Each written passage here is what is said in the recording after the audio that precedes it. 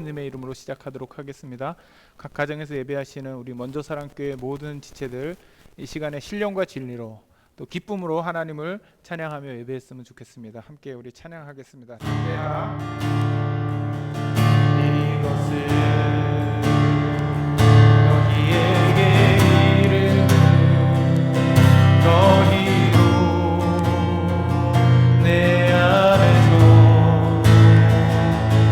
영원하는 영원토록 누리게 하려 함이라. 이것은 너희에게 이르는 너희로 내 안에 너 사랑을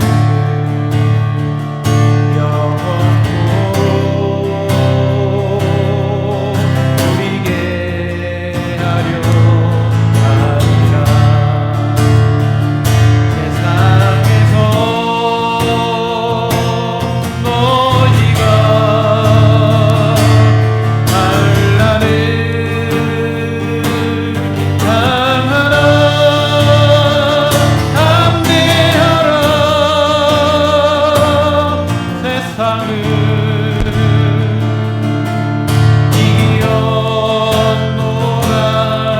이겼노라시니라. 이것은 너희에게 이르는 너희로 내 안에서 축복을 영원토록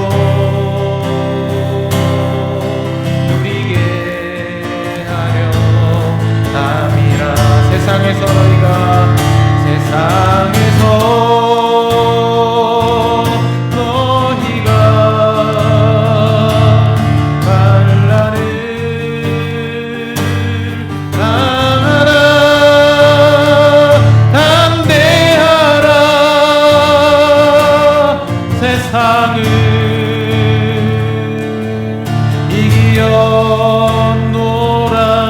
이겼노라시니라. 이것은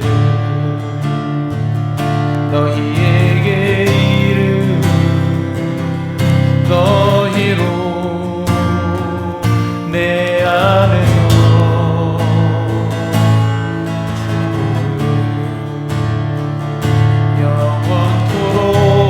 영원토록 누리게 하려 함이라.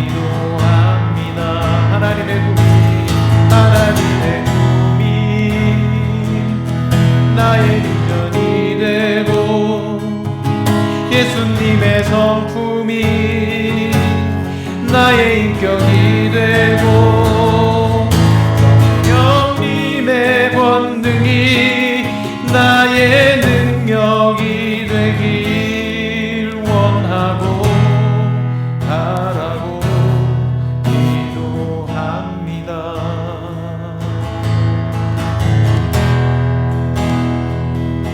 은혜로다 주의 은혜 날 살리신 주님의 은혜라 은혜로다 주의 은혜 날 살리신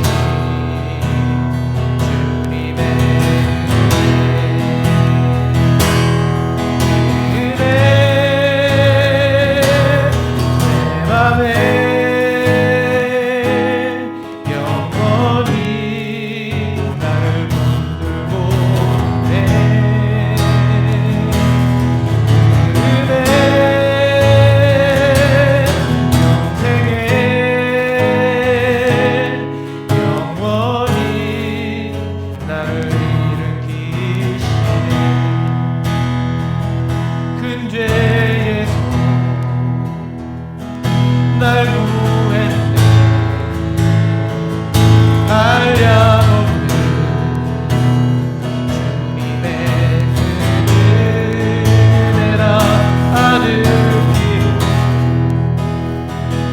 날 살렸네 증량 못한 주님의 은혜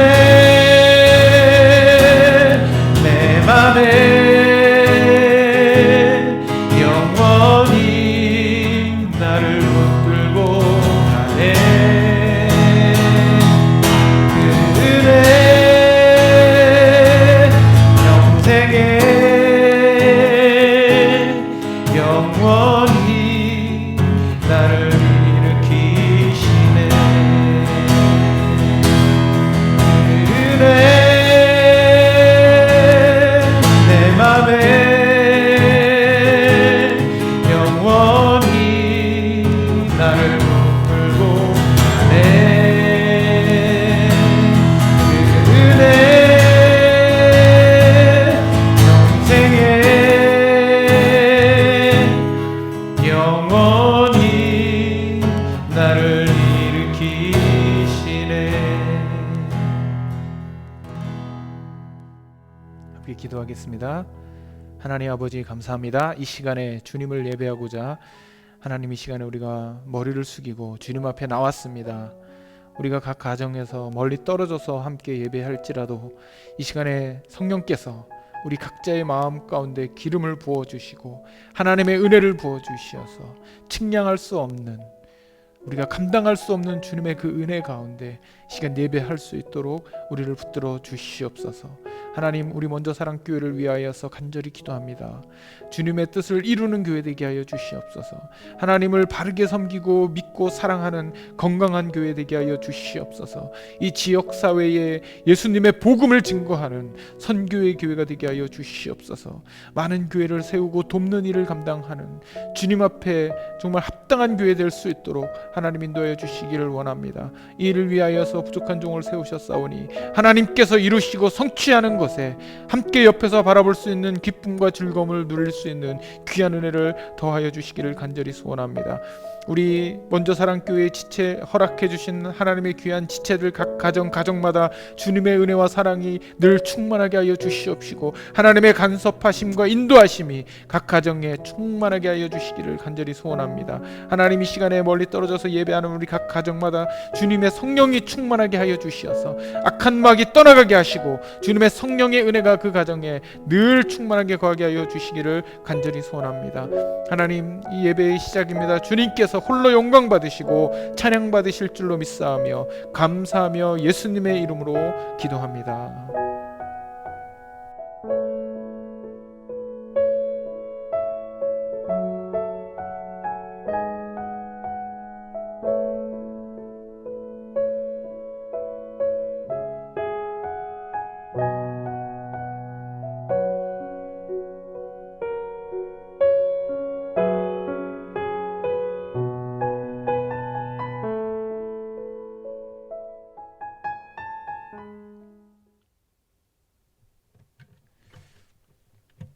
우리 함께 하나님 말씀을 봉독하도록 하겠습니다.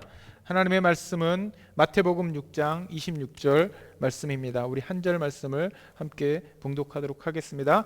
우리 다 같이 일어서셔서 우리 하나님 말씀을 경외하는 마음을 가지고 봉독하도록 하겠습니다. 다 같이 읽겠습니다. 공중의 새를 보라, 심지도 않고 거두지도 않고 창고에 모아 들이지도 아니하되 너희 하늘 아버지께서 기르시나니 너희는 이것들보다 귀하지 아니하냐. 자리에 앉아주시기 바랍니다. 지금까지 우리는 몇 주에 걸쳐서 하나님에 대해서 살펴보고 있습니다. 우리 지난주에 살펴본 것처럼 우리는 삼위일체 하나님을 믿습니다. 삼위일체의 교리가 주는 말로 할 수 없는 유익을 우리는 이제 앞으로 조금씩 이제 살펴볼 것입니다. 영원하시고 풍부하신 하나님을 우리가 가장 잘 이해할 수 있는 교리적인 방법은 바로 삼위일체일 것입니다. 자, 오늘 그 첫 시간으로 삼위일체 하나님 중에 성부 하나님에 대해서 우리가 살펴보기를 원합니다. 아버지 되시는 하나님이라는 이 말에서 우리가 느낄 수 있듯이 하나님께서는 성경에서 우리에게 아버지로 이렇게 묘사되는 부분이 많이 있죠. 하늘의 아버지. 이 하늘의 아버지께서는 우리가 이 땅에 살면서 섬기고 사랑했던 육신의 아버지의 원조이시죠. 원조. 이 뜻은 정말 참 아버지가 되시는 분은 우리 하늘 아버지 하나님밖에 없다라는 뜻입니다. 사실 우리 인간 아버지, 우리 육신의 아버지는 때로는 우리에게 많은 실망감을 주기도 하죠. 그리고 우리가 나이가 들어서 이제 성장하게 되면 우리가 어릴 때 바라봤던 그 육신의 아버지에서 이제 우리 시각이 변화돼서 왠지 한 나약한 인간에 불과하다라는 것을 우리가 깨닫기 시작하죠. 어릴 때는 그렇게 위대해 보였던 나의 육신의 아버지가 내가 자라감에 따라 그냥 또 한 명의 연약한 인간이었구나라는 것을 우리가 느끼게 되는 것입니다. 그러므로 우리가 정말 의지하고 그 품에 안길 수 있는 유일한 참 아버지가 있는데 그 아버지는 바로 하늘에 계신 아버지, 하늘 아버지, 성부 하나님이라는 것을 우리가 알 수가 있는 것이죠. 자, 이 아버지라는 아버지 하나님이라는 이 말에서 주는 어감이 있습니다. 그것이 무엇입니까? 돌보시는 하나님이시다. 우리를 돌보시는 하나님이시다. 이 돌보심이라는 말, 하나님이 우리를 돌보신다라는 이 말을 조금 우리가 어렵게 표현하면 섭리라고 얘기할 수 있습니다. 하나님의 섭리다. 섭리하심. 많은 그리스도인들이 예수님을 믿었지만 여전히 이 세상의 불신자들이 사용하던 그 용어들을 그대로 가져와서 우리의 삶 속에 우리의 믿음과 반대되는 개념임에도 불구하고 사용하고 있는 단어들이 몇 가지 있습니다. 그 중에 하나가 바로 운명 또는 사주 또는 팔자, 이런 단어들을 많이 사용하는 것을 우리가 볼 수가 있습니다. 이것이 세상에서 너무 많이 사용하는 그런 표현이기 때문에 우리도 알지 못하는 사이에 습관적으로 내 입속에 붙어버린 말이죠. 근데 우리가 이제 좀 생각을 하고 이 단어들을 사용해야 됩니다. 우리 그리스도인들에게는 이 단어들이 전혀 어울리지 않는 것이죠. 예를 들어서 난 지질이 운도 없어. 이건 적절한 표현이 아닙니다. 우리 그리스도인들에게는 운이라는 것이 없는 것이죠. 또는 아이고 내 팔자야. 예수님을 믿는 사람들에게는 팔자가 적용되지 않는 것이죠. 내 운명은 이미 결정되었어. 그렇지 않습니다. 우리 그리스도인들에게는 운명이니 팔자니 사주니 이런 단어는 어울리지 않는 거예요. 그렇다면 어떤 단어가 적절한가? 하나님의 섭리다. 내가 이곳에 이사 오게 된 것은 하나님의 뜻이야. 하나님의 섭리야. 이렇게 표현하는 것이 가장 적절한 표현이고 성경적인 표현이라는 것을 우리가 분명히 알아야 될 것입니다. 우리가 하나님의 섭리 가운데 우리 인생이 놓여 있다라는 것이 얼마나 큰 위안인지 우리는 알지 못하죠. 왜 그렇습니까? 하나님의 섭리는 변할 수 없는, 누구도 해방할 수 없는 그런 놀라운 힘을 가지고 있기 때문에 그렇습니다.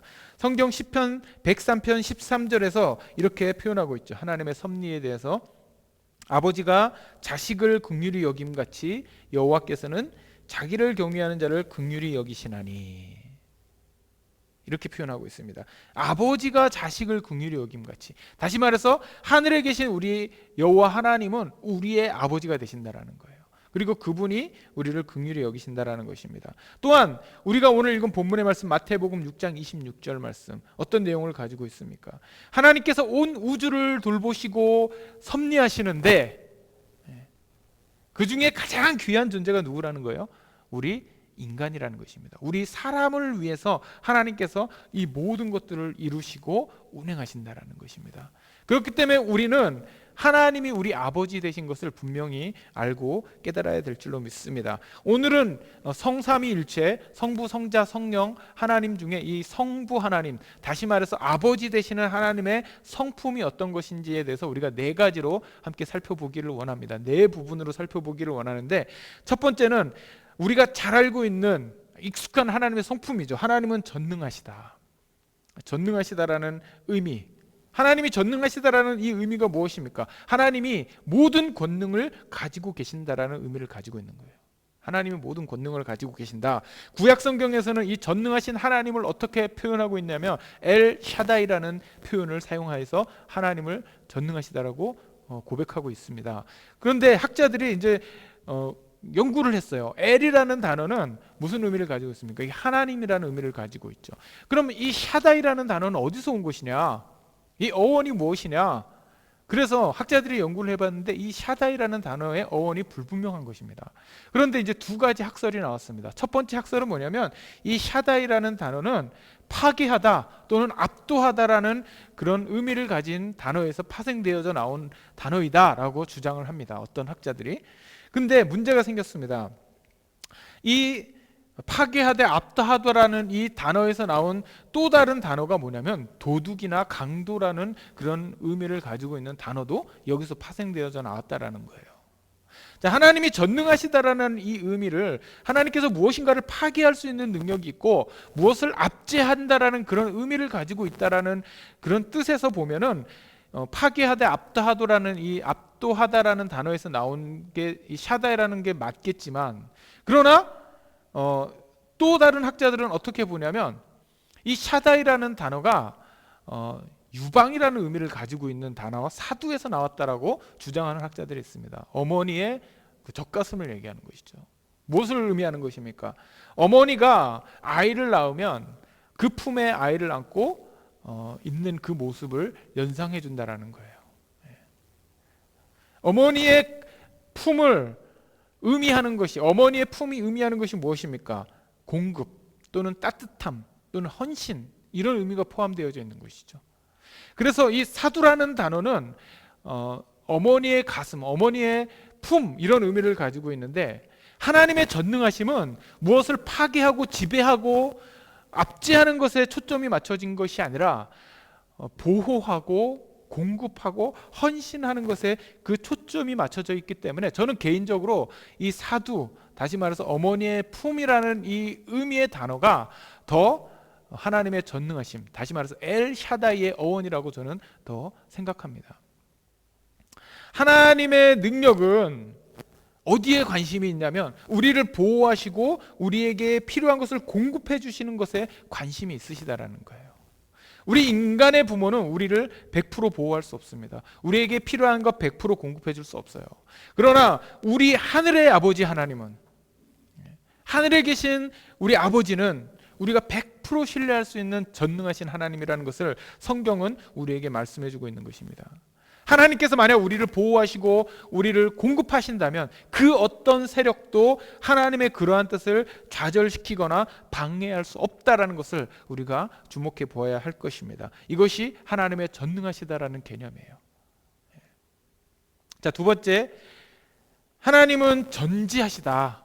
우리 아버지 하나님은 모든 것을 알고 계신다라는 이 부분을 두 번째 하나님의 성품으로 우리가 알 수가 있습니다. 하나님이 전지하시다라는 것은 무엇을 의미하냐면은 하나님은 과거와 현재와 미래에 있는 모든 것을 알고 계시며 또 하나님의 시야로부터 감출 수 있는 그 어떤 것도 없다라는 것을 의미하는 거예요. 하나님이 전지하시다. 시편 139편 1절에서 4절은 그것을 잘 표현해주고 있습니다. 여호와여, 주께서 나를 살펴보셨으므로 나를 아시나이다.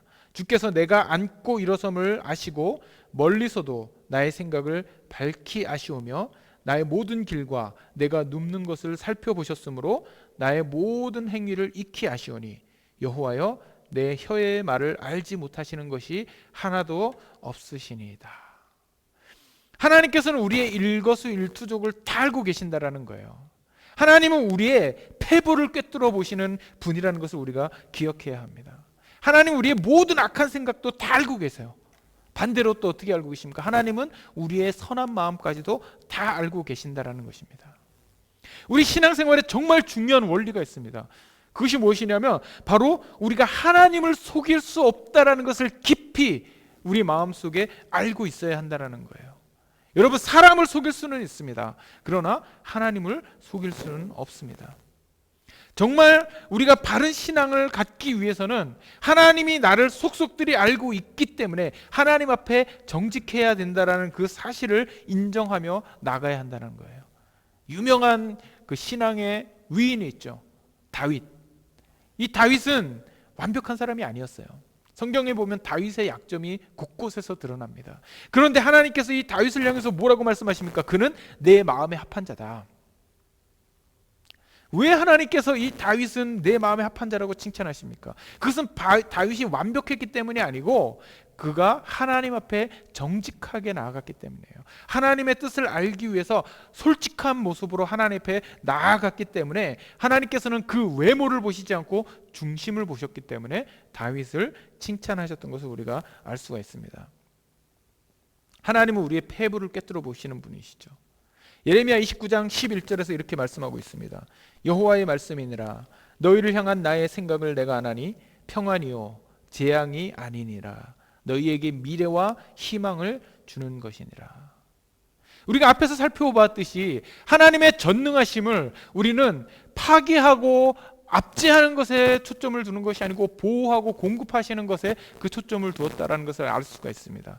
마찬가지로 하나님의 전지하심, 모든 것을 알고 계시는 그 하나님에 대한 이미지도 우리가 어떤 관점에서 보아야 하냐면 우리의 모든 것을 관찰하셔갖고 속속들이 우리의 잘못을 드러내서 우리를 징벌하고 벌하시려는 그 하나님의 속성으로 보는 것이 아니고 우리의 모든 것을 알고 계시고 우리에게 평안을 주시고 우리에게 소망을 주시고 우리에게 미래를 보장해 주시는 그 성품으로 하나님의 전지하심을 우리가 이해해야 된다는 것입니다.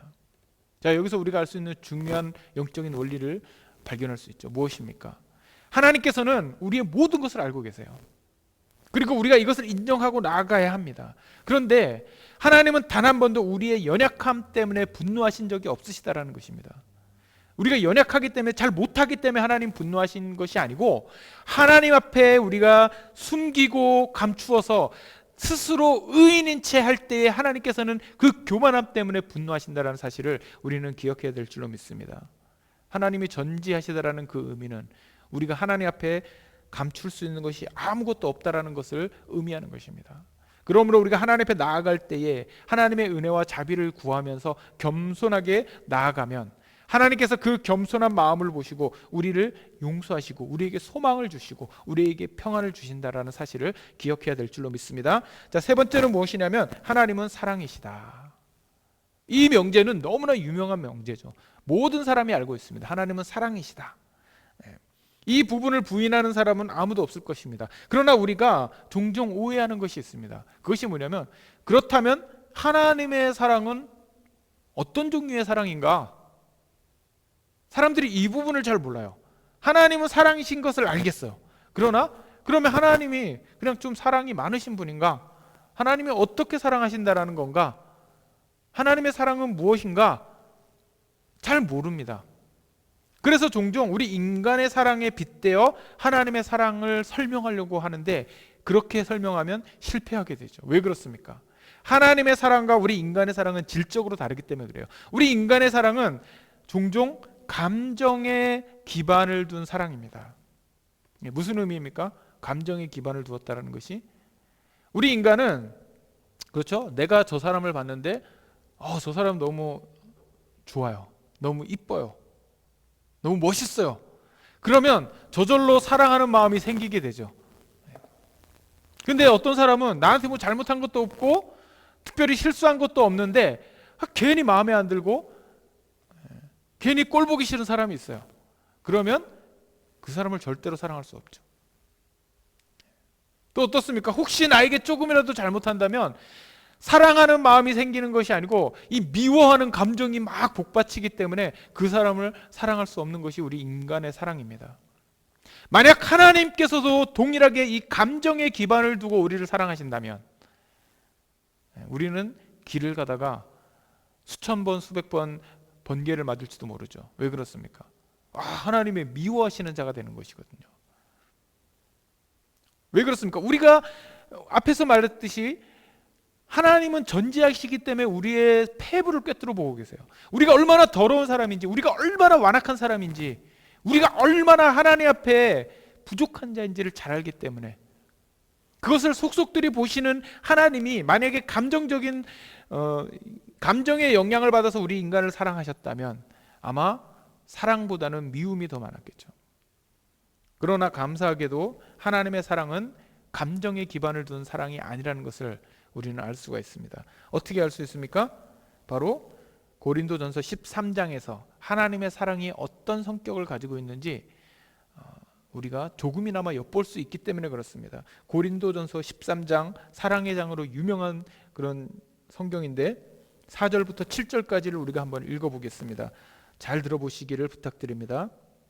사랑은 오래 참고 사랑은 온유하며 시기하지 아니하며 사랑은 자랑하지 아니하며 교만하지 아니하며 무례히 행하지 아니하며 자기의 유익을 구하지 아니하며 성내지 아니하며 악한 것을 생각하지 아니하며 불의를 기뻐하지 아니하며 진리와 함께 기뻐하고 모든 것을 참으며 모든 것을 믿으며 모든 것을 바라며 모든 것을 견디느니라.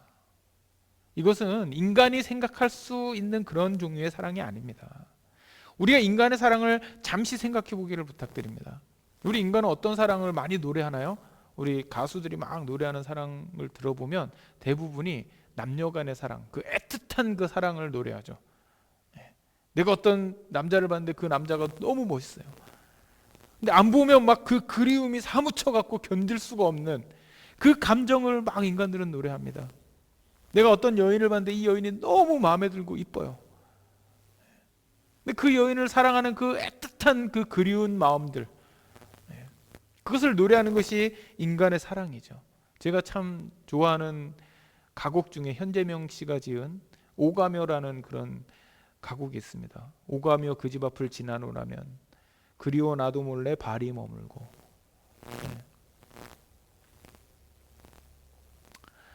자기도 모르게 자기가 사랑하는 여인의 집 앞에 가 있는 그런 인간의 애틋한 사랑을 노래하죠.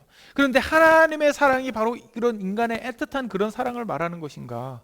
고린도전서 13장에 나타난 사랑은 그런 그리움에 사무치는 사랑이 아니라는 것을 우리가 분명히 알 수 있죠. 오히려 자기 희생적이고 난이도가 높은 아주 고차원적인 사랑이라는 것을 우리가 발견할 수가 있는 것입니다. 아마도 하나님의 사랑을 가장 잘 표현해 준 것이 바로 고린도전서 13장에 있는 말씀일 것입니다. 여러분, 바울이 로마서 5장 8절에서 이 하나님의 사랑을 깨닫고 이렇게 표현하고 있죠. 의인을 위하여 죽는 자가 쉽지 않고 선인을 위하여 용감히 죽는 자가 혹 있거니와 우리가 죄인 되었을 때에 그리스도께서 우리를 위하여 죽으심으로 하나님께서 우리에 대한 자기의 사랑을 확증하셨느니라. 참 놀라운 말씀이 아닐 수 없습니다. 우리가 인간사를 살펴보면 어떤 사람은 정말 의로운 사람을 위해서 내가 한번 죽어줄 수 있겠다 이렇게 생각한 사람이 있어요. 어떤 사람은 저 사람 저렇게 선한 사람을 위해서는 내가 한번 죽어줄 수 있겠다 이렇게 생각한 사람이 있습니다. 그러나 나를 미워하고 나를 경멸하는 그 누군가를 위해서 죽겠다고 결심하는 사람은 없죠. 근데 로마서 5장 8절에서 그리스도께서 우리를 위하여 죽으심으로, 그 우리가 어떤 존재입니까? 우리가 죄인 되었을 때에, 우리가 하나님을 경멸하고 하나님을 여전히 미워하고 하나님을 부정하며 하나님이 없다고 말하는 그 순간에도 그리스도는 우리를 위하여서 죽으셨다라는 거예요. 우리를 사랑하기 때문에. 이것이 바로 하나님이 사랑이시라는 증거라는 것입니다. 우리를 사랑하신다라는 증거라는 거예요. 하나님, 우리 아버지 하나님은 우리를 사랑하시는 하나님이십니다. 자기를 내어주기까지 사랑하시는 하나님이십니다. 자, 마지막으로 네 번째, 하나님은 지혜이십니다. 지혜. 네. 목사님, 지혜와 지식은 비슷한 거 아닙니까? 중복되는 거 아닙니까? 이렇게 질문할 수 있겠죠. 하나님은 전지하시다라는 그 표현과 하나님은 온전하게 지혜로우신 분이십니다, 이 표현이 서로 비슷한 거 아니에요? 이렇게 우리가 질문해 볼 수 있을 거예요. 맞습니다. 지혜와 지식은 매우 흡사해 보여요. 성경에서는 어떨 때 이 지혜라는 단어와 지식이라는 단어를 교차해서 사용하기도 합니다. 그러나 우리가 이 지혜와 지식을 좀 구별해 볼 수 있어야 됩니다. 지혜와 지식을 구별할 수 있는 중요한 기준이 있습니다. 그것은 무엇이냐면, 지혜는, 이 성경에서 하나님의 지혜는 종종 도덕적인 상황에서 묘사하고 있다라는 거예요. 도덕적인 상황 속에서 이 지혜를 묘사하고 있습니다. 우리 인간의 지혜는 무엇을 얼마나 자세히 알고 있는가에 초점을 맞추고 있죠. 그러나 하나님의 지혜는 무엇을 얼마나 자세히 알고 있는가가 아니고 무엇을 얼마나 옳게 행하는가에 그 초점이 맞춰져 있다라는 사실입니다. 성경에서 말씀하는 지혜는 지식에 대한 이해를 얘기하는 거예요. 성경에서 말씀하는 지혜는 올바른 질서를 의미하는 것입니다. 그렇기 때문에 도덕적인 것에 더 초점이 맞춰져 있는 것이죠. 단순히 지식이 많은 사람을 향해서 우리는 지혜롭다고 말하지 않습니다. 다시 말해서 가방끈이 길다고 해서 이 사람이 꼭 지혜로운 사람이 아니라는 거예요. 반대로 말하면 가방끈이 짧다고 해서 이 사람이 지혜로운 사람이 되지 못하라는 법이 없다라는 것입니다. 어떤 것에 대해서 알기만 하면 그것은 지식이죠. 그러나 그 알고 있는 것을 적절하게 적용하는 능력을 가지고 있는 사람은 지혜를 가지고 있는 사람입니다. 하나님이 지혜롭다라는 그 의미는 바로 그런 것을 의미하는 것입니다. 하나님은 모든 것을 알고 계시는 것에서 끝나시는 것이 아니고 그것을 도덕적인 상황 속에서 바르게 적용하시는 분이 바로 하나님이시라는 거예요. 오늘날 기독교인들이 부족한 부분이 지식입니까? 지혜입니까? 지식이 부족하진 않죠. 지혜가 부족하죠. 왜 그렇습니까? 이 지혜를 갖기 위해서 우리에게 필요한 덕목이 있습니다. 그것은 뭐냐면 용기입니다. 용기가 필요하죠. 왜 그렇습니까?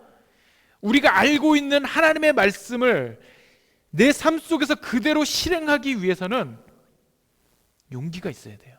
용기가 없는 사람은 하나님의 말씀을 바르게 살아낼 수가 없는 것이죠. 하나님의 지혜를 닮은 사람은 그래서 망설임이 없습니다.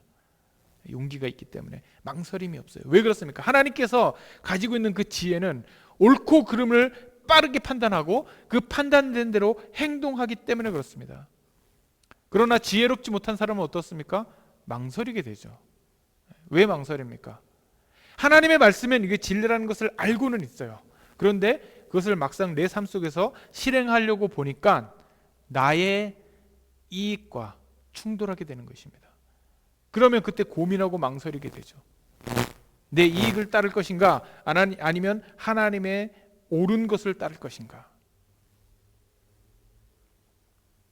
성도 여러분, 하나님의 지혜를 소유하시기를 부탁드립니다.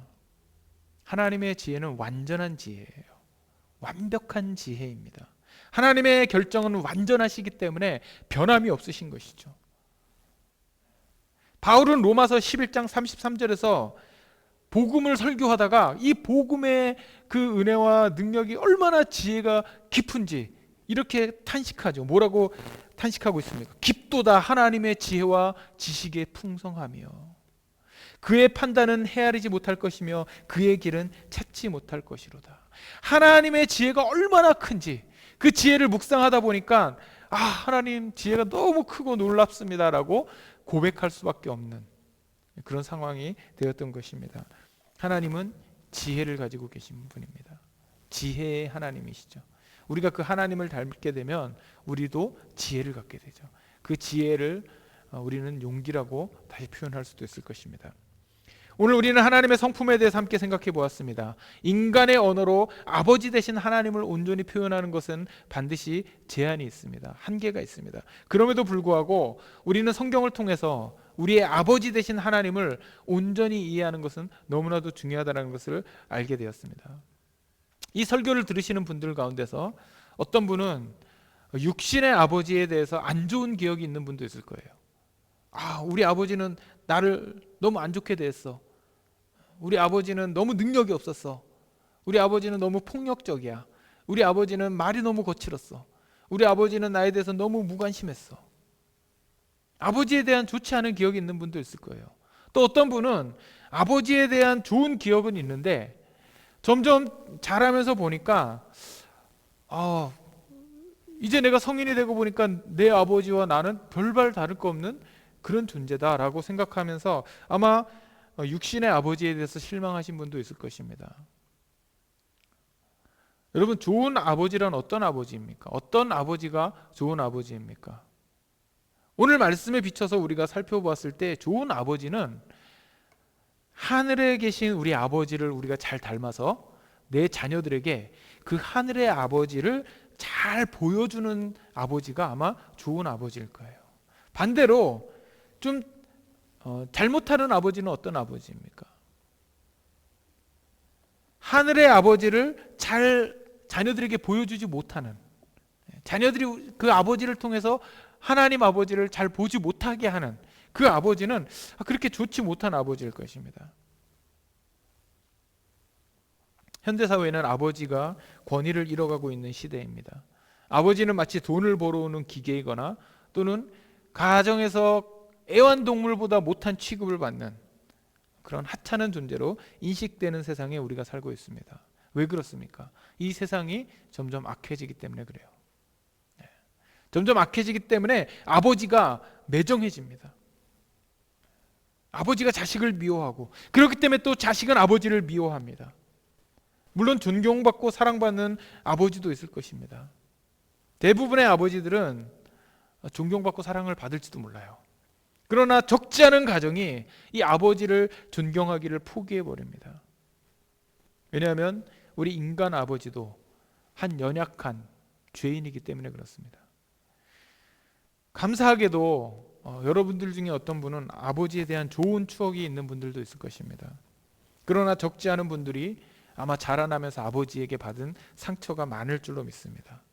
근데 우리 그리스도인들에게 한 가지 분명한 소망이 있는 것은 무엇입니까? 그것은 참 아버지는, 우리의 참 아버지는 나를 낳아준 육신의 아버지가 아니라 우리가 믿는 하늘에 계신 아버지가 우리의 참 아버지라는 사실이에요.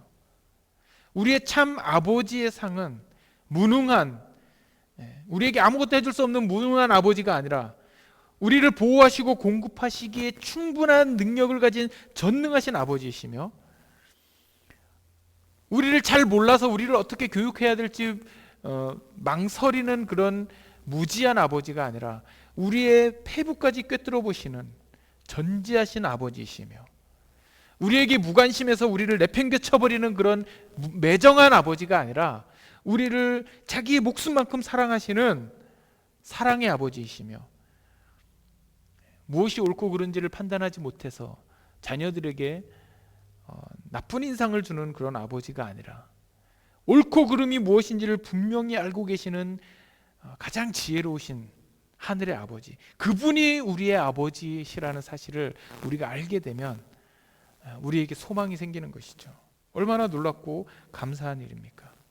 이제 여러분들 마음 가운데서 이 육신의 아버지를 좀 놓아드리고 우리의 하늘의 아버지를 우리가 좀 섬기기를 원합니다. 육신의 아버지는 완벽한 존재가 아니에요. 이 하늘의 아버지를 어렴풋이 보여줄 수 있는 그림자와 같은 존재입니다. 우리가 진정으로 의지하고 섬길 분은 성부 하나님, 전능하시고 전지하시고 사랑이시며 지혜이신 그 성부 하나님이 우리의 참 하나님이신 것을 믿으시기를 부탁드립니다. 기도하겠습니다. 하나님께서 우리의 참 아버지가 되신 것을 우리가 함께 살펴보았습니다. 우리 먼저 사랑교회 모든 지체들 참 아버지 하나님을 온전히 의지하여서 이 땅에 살아가는 동안 부족함이 없는 귀하고 복된 하나님의 자녀 되게 하여 주시옵소서. 감사하며 예수님의 이름으로 기도합니다. 아멘. 함께 찬양하겠습니다. 우리는 주의 움직이는 교회.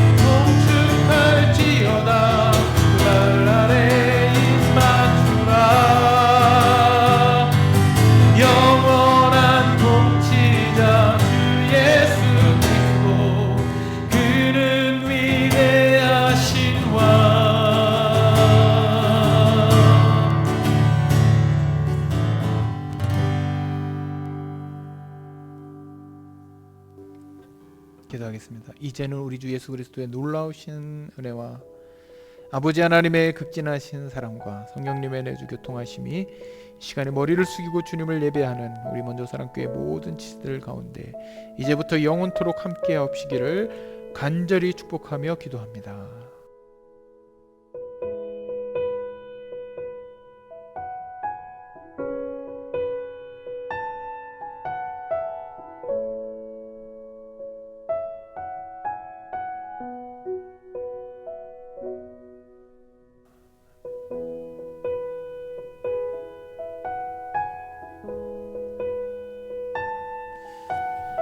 이것으로 예배를 마치고 교회 소식을 전해드리도록 하겠습니다.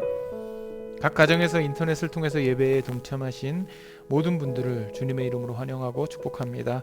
늘 성령의 능력이 충만한 먼저 사랑교회 모든 지체들 되기를 소원합니다. 오늘 오후 5시에 남자 집사님들 모임이 있습니다. 장소는 교회 예배당입니다. 오실 때 마스크를 착용하시기를 부탁드리고요. 손 소독제는 교회에 비치되어 있습니다. 5시까지 모두 모여주시기를 부탁드립니다. 하루 성경 15분 읽기 프로젝트에 동참해 주시기를 부탁드립니다. 하나님의 말씀은 내 길의 등불이라고 그렇게 선언하고 있습니다. 우리의 인생이 어두울수록 우리가 하나님 말씀 가운데서 길을 찾아야 할 것입니다. 성경을 15분 알람을 맞춰놓고 반드시 읽어주십시오. 처음 읽으시는 분은 요한복음부터 읽으시면 도움이 될 것입니다.